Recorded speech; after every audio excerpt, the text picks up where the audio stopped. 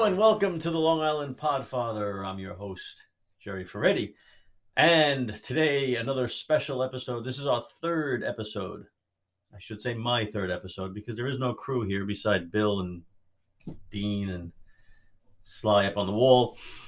But I figured with tonight, with this big nor'easter and storm coming, I'd come to you and spend a few minutes talking to you a little bit about this business and industry. And I have a whole list of things we're going to talk about and guests we're going to have. But we're still getting the ball rolling here with the Long Island Podfather. And a big part of it is always going to be talking about the industry, talking about family, talking about a lot of different things that we all relate to. And I'm gearing a lot of this to my friends out in the entertainment industry.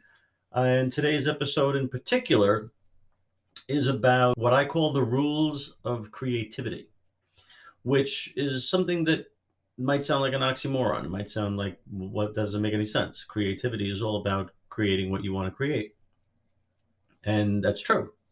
And there are rules of creativity because this is a business. And that can drive you crazy if you let it, because you're not able to stick to what your vision is. Because in the end, everybody is creating a product that they want other people to enjoy.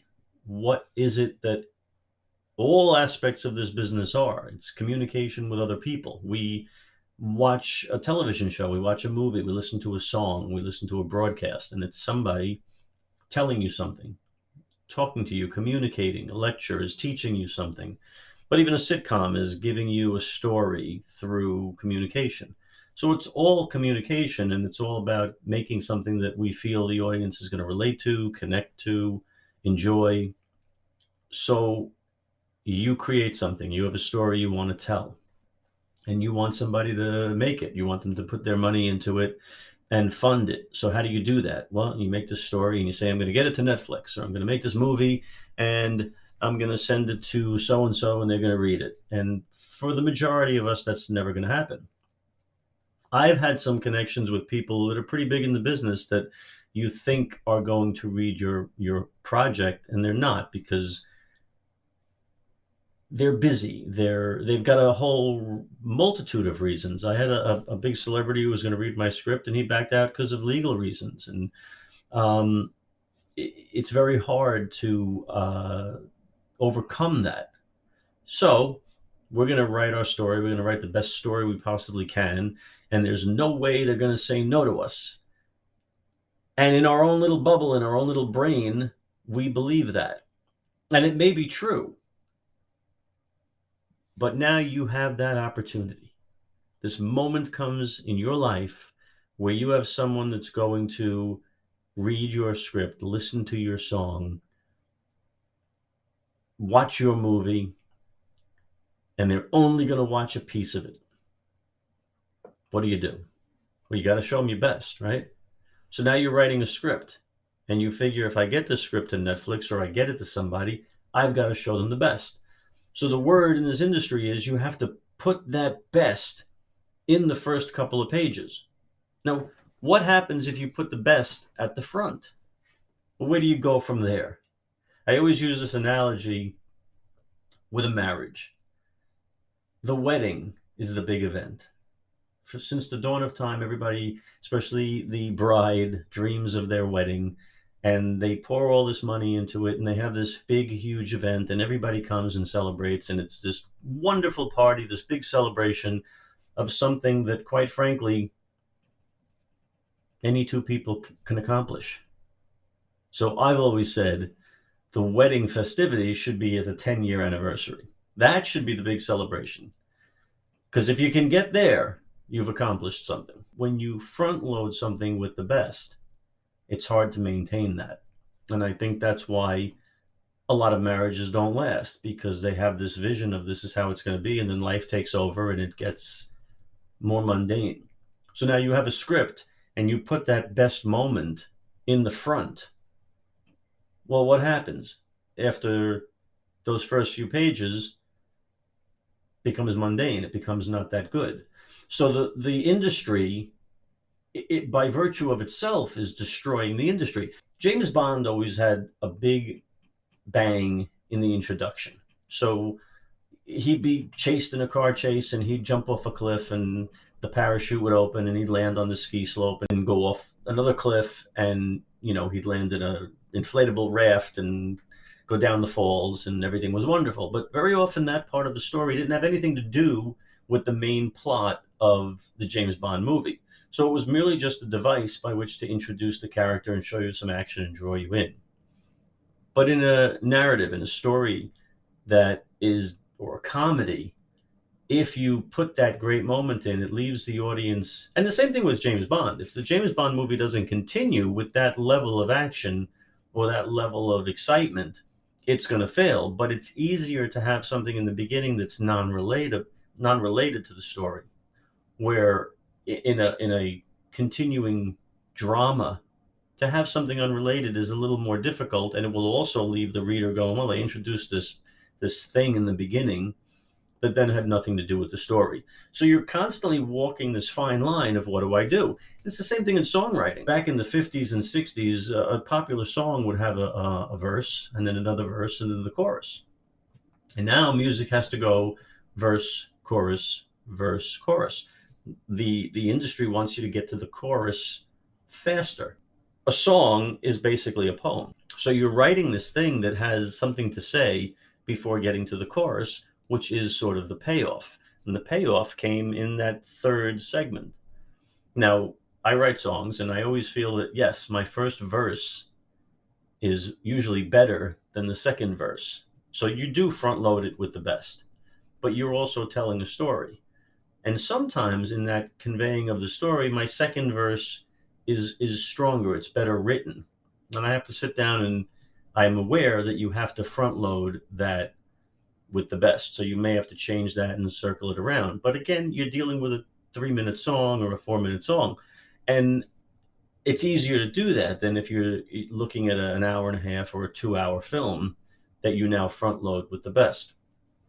So you have to have that compelling, draw you in scene, part of the story, that when you get that executive at Netflix who's going to read your script and probably only going to read a couple of pages, you've got to figure out, in a way, how to do that.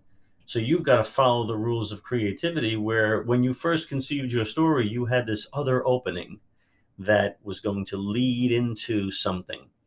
But now you know that that something that came on page 5 or 6 may never be read.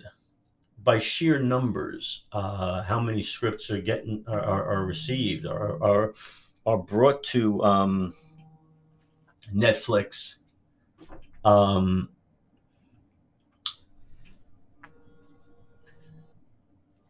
getting a phone call from Sandy Blue Eyes, who, the internet sensation. I'm going to have to answer it. Hello? What are you doing? Filming my podcast right now. So I told you I'd call you back, Shane. You did. You did say I'll talk to you later, which That's right. We know that means the same day. What's your call? Do you have Optimum? I do. What channel 113 on? What's on? Flaming Star. Oh, really? Just started. I'll hit record, and is there another one on after it? Because sometimes they play them. Oh, I don't know. I just turned it on. I go do what you got to do. I will talk tomorrow. Okay. All right, pal. Good luck. Take it. Thanks. All right, bye. I don't think there is a right or a wrong regarding what to do here. I think you just have to set your you have to set your goals. Are you in this to make money, or are you in it to tell a story? When I made the film The Mark, I was working with a Long Island filmmaker who had made many films. He wanted to make this movie with me in the worst way. I think we would have made it in the worst way, because what he wanted to do was centered around making money. And he believed that if we took this film and made it blood and guts and gore, that we would have had a market and maybe made some money overseas. And this is what they want. Now, The Mark is a film noir story. It's a love triangle.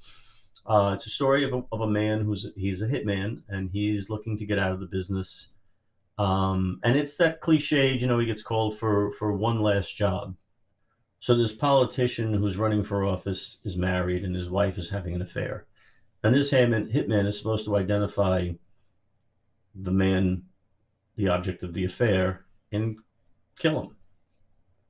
Well, when he gets the assignment and he sees and he opens up the envelope and it's a picture of this woman and he has to find her lover and kill him, he realizes that the woman is his girlfriend. And he learns that his girlfriend is actually married, has been lying to him, but more importantly, he just took a job to hit himself. This story could be told as a comedy, a farce.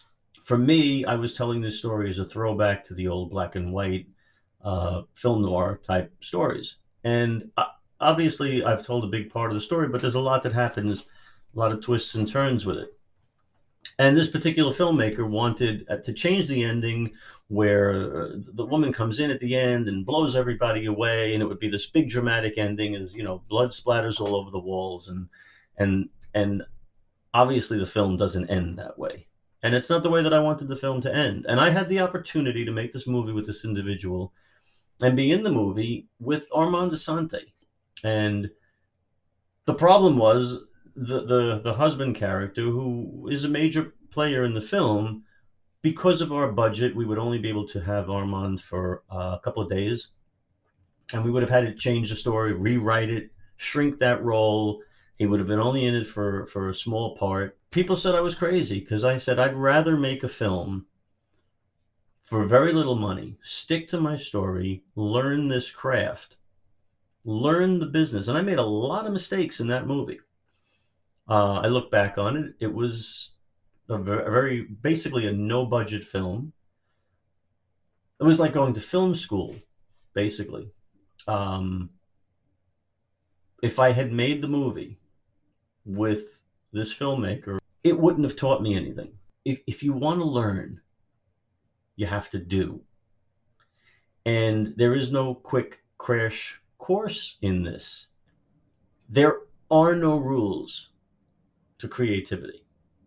Create what you create, because every single person that has ever really turned the tide or made something different has done so by going against the rules.